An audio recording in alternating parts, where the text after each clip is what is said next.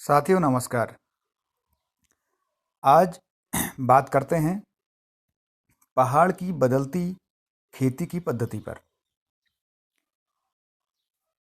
तकनीक ने बहुत कुछ बदलाव किए हैं, हर क्षेत्र में बदलाव किए हैं, परिवर्तन आए हैं। तो खेती में भी एक बड़ा परिवर्तन आया है इन दिनों पहाड़ में। पिछले 5 साल से छोटे ट्रैक्टर आए हैं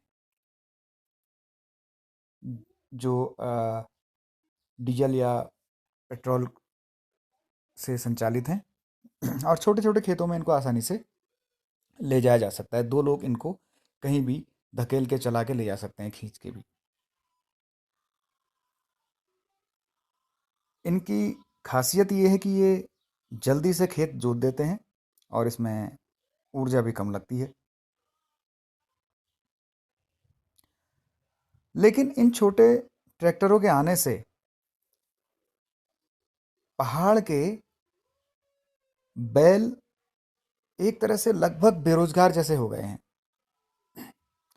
पहले हमारे पहाड़ की जो खेती थी वो निर्भर थी, क्योंकि छोटी जोत होती है तो निर्भर थी बैलों पे, हल बैल पे निर्भर थी और पशुधन पर आधारित खेती हुआ करती थी। तकनीक ने इन बैलों को सड़क पे ला दिया है। तो नुकसान क्या हुआ है? नुकसान ये हुआ कि लोगों ने, जब बैल लोग नहीं पाल रहे हैं, अब उन्होंने बैल पालना लगभग बंद कर दिया है और सड़कों पे आपको घूमते फिरते या फिर खेतों में टहलते हुए दिख सकते हैं बैल। और वो एक तरह से नुकसान भी करते हैं और तरह तरह की बाधाएं उनसे आती है और उनका खुद का जीवन भी खतरे में पड़ा है।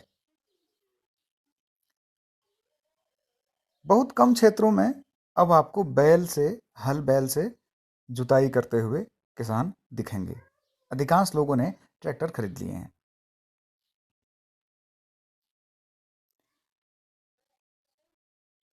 खेती बाड़ी की एक परंपरा थी, जब रोपाई होती थी तो हुड़किया बॉल लगता था। हुड़किया बॉल एक तरह से गायन विधा है, खेती की गायन विधा है, कह सकते हैं उसको आप। उसमें एक व्यक्ति होता है जो वाद्य यंत्र हुड़का बजाता है और खेती से जुड़े गाने गाता है। और जो रुपाई लगाने वाली महिलाएं या पुरुष होते हैं वो उसके साथ साथ गाते हुए खेत में रुपाई करते हुए चले जाते हैं। तो ऐसा तब हो पाता था जब हल बैल के द्वारा ये होता था, खेत में काम होता था। लेकिन अब अगर आपके अगल बगल के खेतों में 2-3 ट्रैक्टर चल रहे हैं और आप खुद भी एक ट्रैक्टर चला रहे हो, तो उतनी आवाज़ में उस परंपरा को, उस गायन परंपरा को आप शुरू नहीं कर सकते हैं। तो उसका प्रचलन भी कम हुआ है। ये एक तरह का साइड इफेक्ट है बदलती हुई खेती का।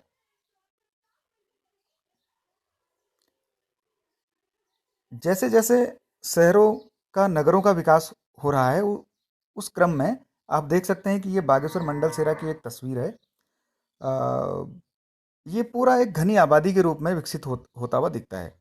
तो जहाँ जहाँ शहर हैं वहाँ वहाँ खेत लगभग गायब हो रहे हैं। खेती की जो जमीन है, कृषि योग्य जो भूमि है, वो लगभग लगभग गायब हो रही है। इसको सांड कहते थे। ये जब खेत जोतने के बाद जो खेत की जो मिट्टी को समतल करने के लिए, खेत को समतल करने के लिए इसका उपयोग होता था। और कुछ लोग इसको बनाने वाले भी होते थे और ये बिकता भी था। परंतु अब ये काम भी एक तरह से गायब है, ठप है, बंद है। तो कृषि यंत्र बनाने के जो काम थे, लोगों के छोटे छोटे काम थे, उद्योग थे, छोटे उद्योग, वो भी लगभग लगभग समाप्त हो गए हैं, क्योंकि बाजार में अत्याधुनिक उपकरण मौजूद हैं जो कि कंपनीज के द्वारा बेची जाती हैं। ये आप देख सकते हैं, हमारे एक मित्र हैं जो कि बहुत ही एक दुर्गम खेत में अपने ट्रैक्टर को ले गए हैं और वहाँ पे जुताई कर रहे हैं।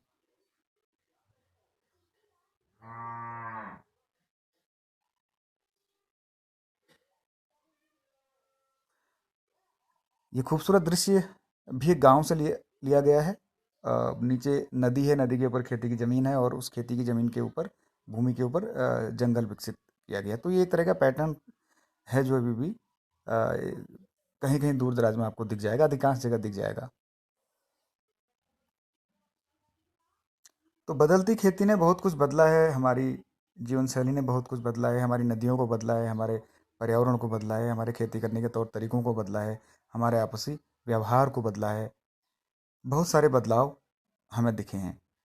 तो धन्यवाद देखने के लिए। ये बरसात के दिनों में गोमती नदी बैजनाथ का एक छोटा सा एक दृश्य है जो दिखा रहा है कि अगर नहीं चेते, नदियों पर अगर रहम नहीं किया, तो नदियाँ उफान मारेंगी, और उफान मारेंगी तो फिर आपकी खेती की जो ज़मीन है उसको भी वो बहा सकती हैं। धन्यवाद।